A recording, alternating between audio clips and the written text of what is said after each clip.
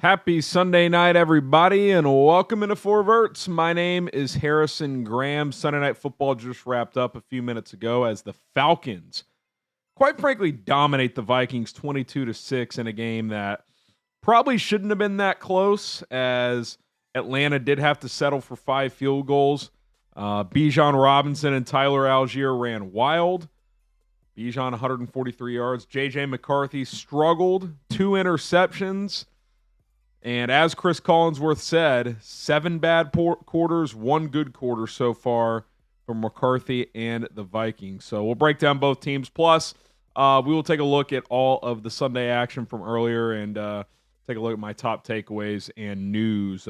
Big QB injury to discuss coming up here in just a little bit. But listen, if you enjoy our little primetime post-game reaction video shows here on Four Verts, if you want more football, NFL, and college football content, we're the channel for you. Hit that subscribe button. We're bringing you videos every single day.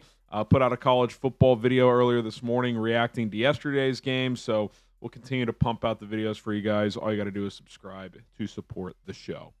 All right, Falcons 22, Vikings 6.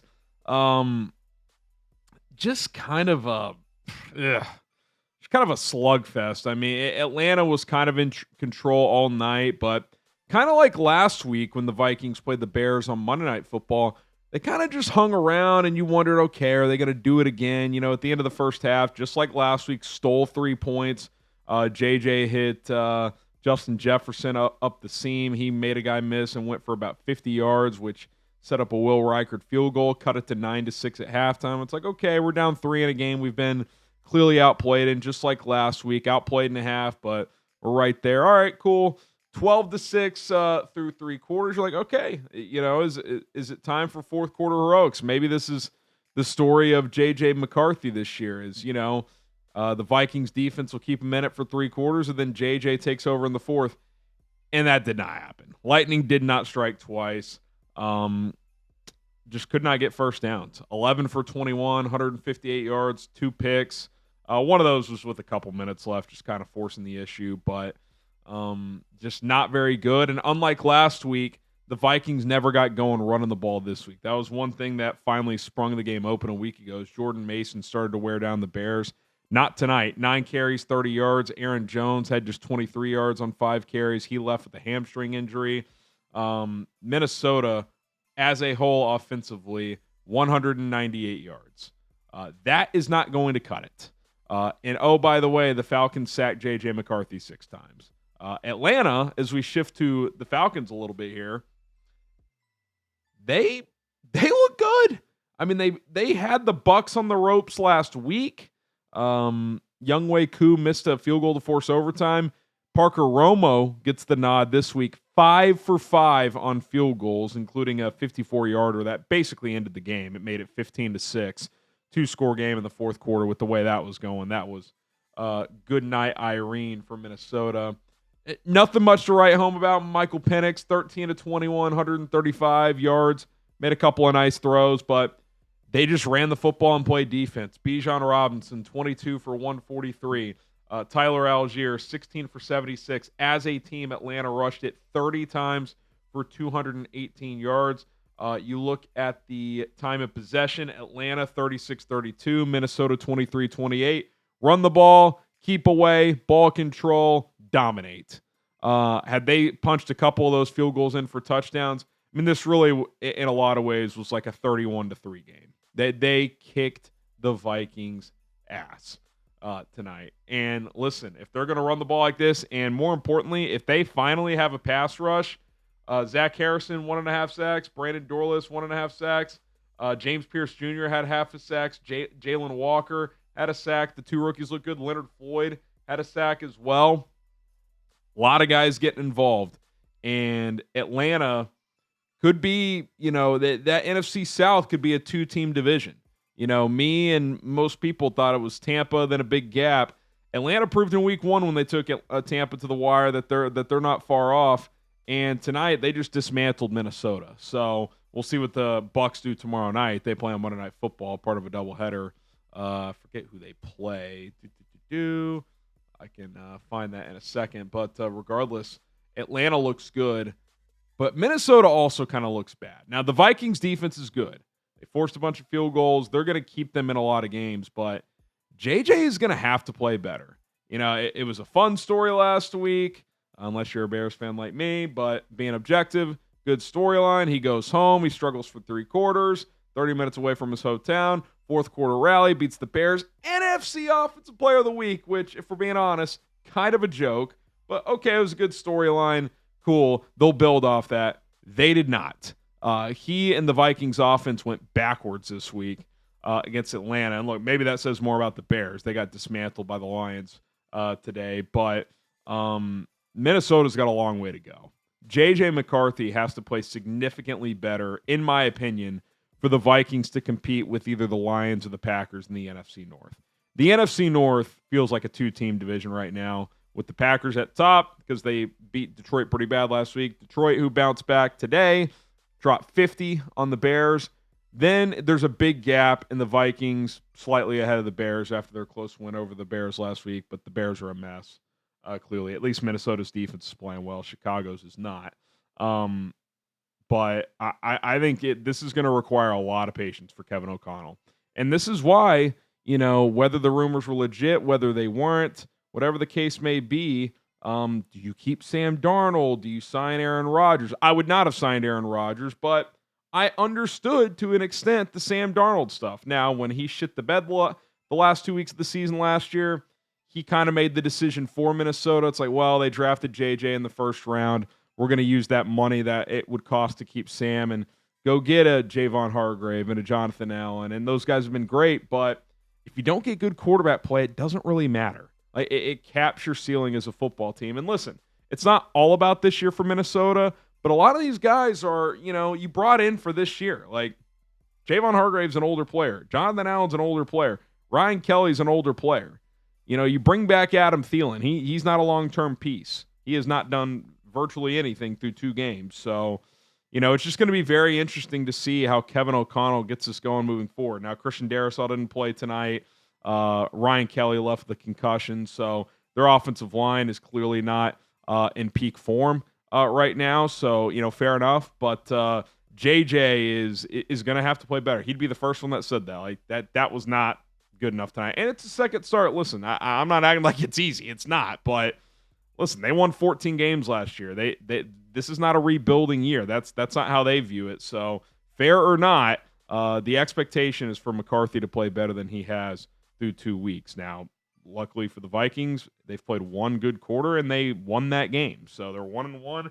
Bengals come in with an injured Joe Burrow next week, so that's a winnable game as well. So and then you get Jordan Addison back, which should help also. Him and JJ had a nice training camp together in terms of building chemistry.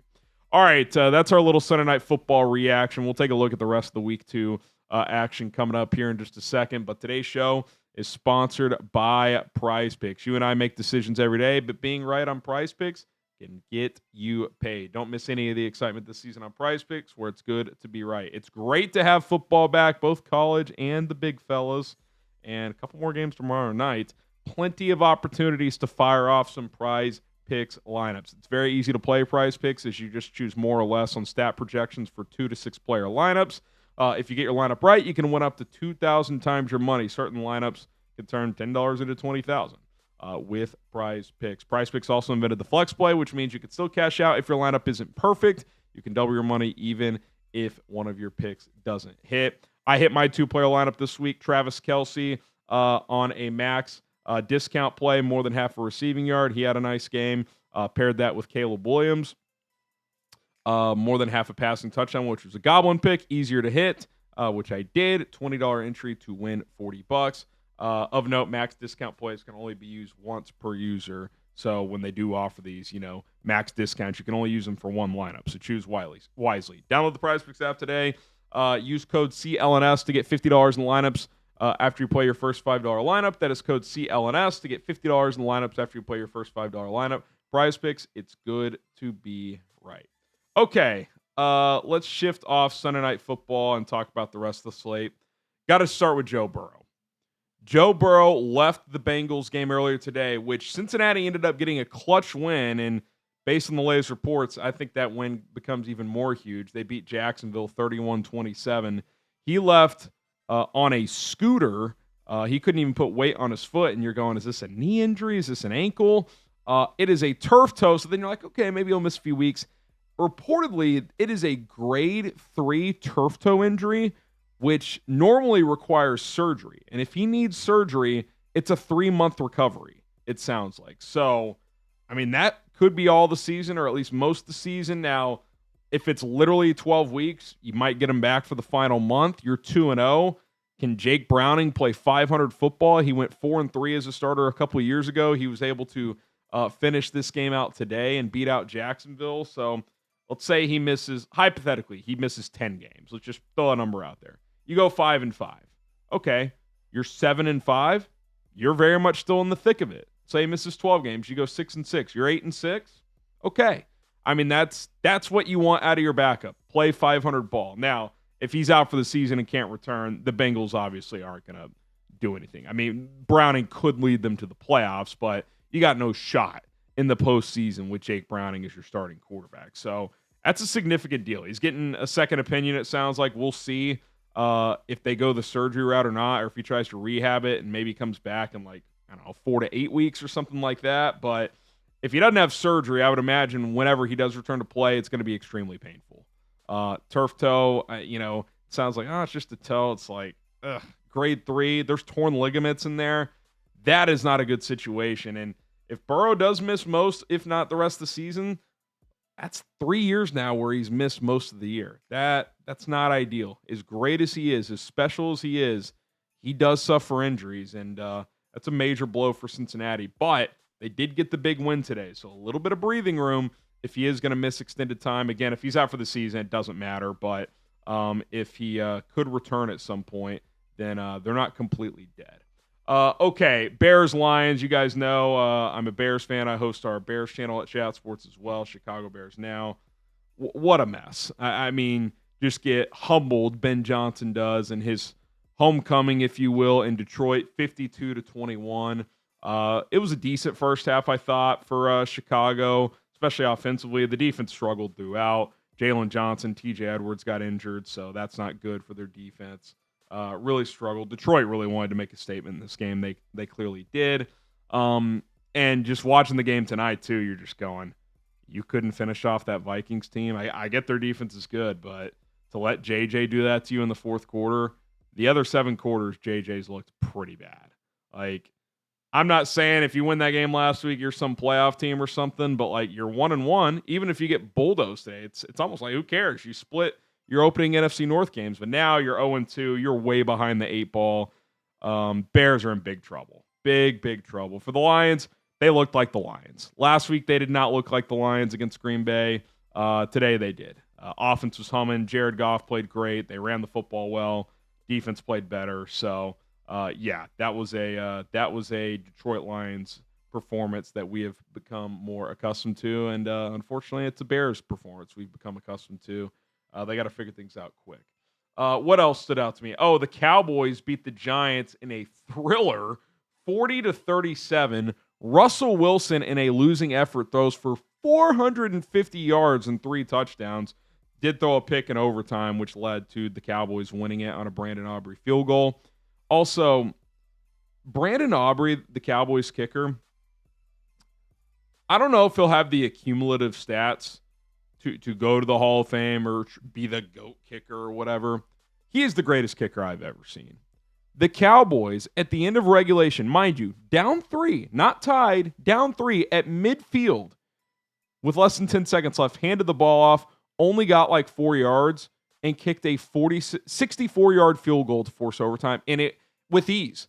I mean, they can play for 60-plus yard field goals situationally. Now, you're probably not trying a 64, 65-yarder in like the second quarter, because if you miss, you're giving them the ball past midfield. But like into half, into regulation, I mean, that's well within his range. And he's very accurate as well. I mean, he buried that kick. 64 yards, it would have been good from 72.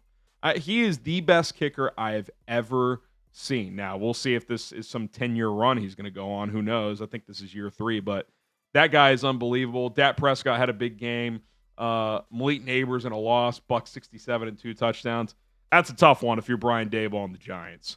I mean, you take a 3-point lead with less than 25 seconds left in regulation, and Brandon Aubrey just breaks your hearts to force overtime and wins it at overtime.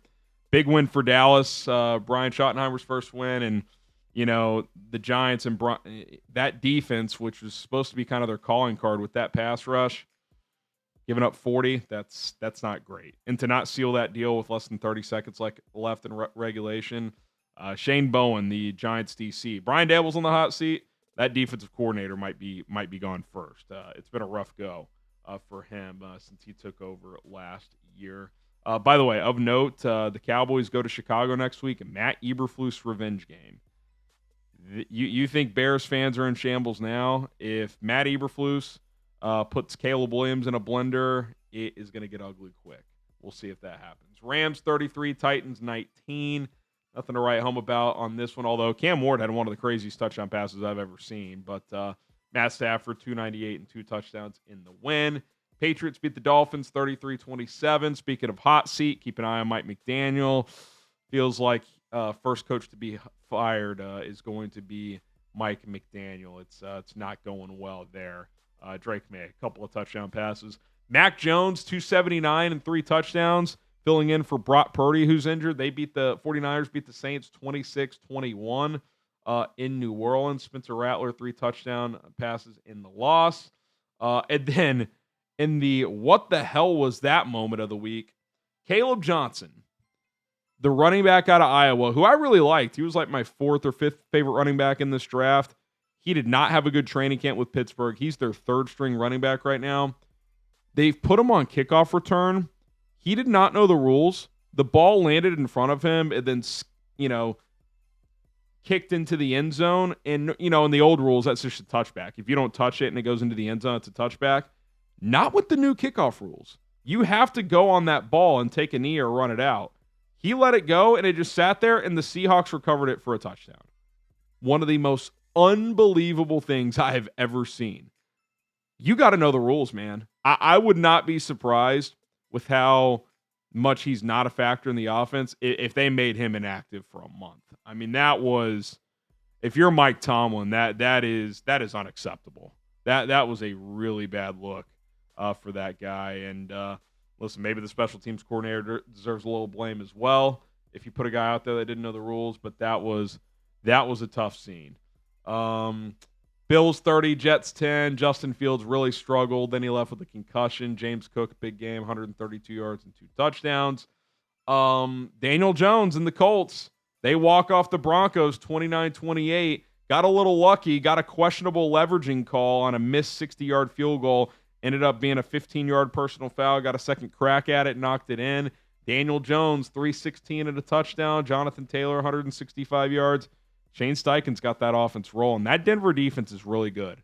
And the Colts just put up 29 points and about 500 yards. That's pretty impressive. So we'll see if this continues for Danny Dimes. But the 2 games, Steichen made the right call. Gotta give credit where it's due. And then in a rematch of Super Bowl 59, the Eagles hang on to beat the Chiefs 20-17. Patrick Mahomes not getting a lot of help, guys. With Rashee Rice suspended, Xavier Worthy hurt today.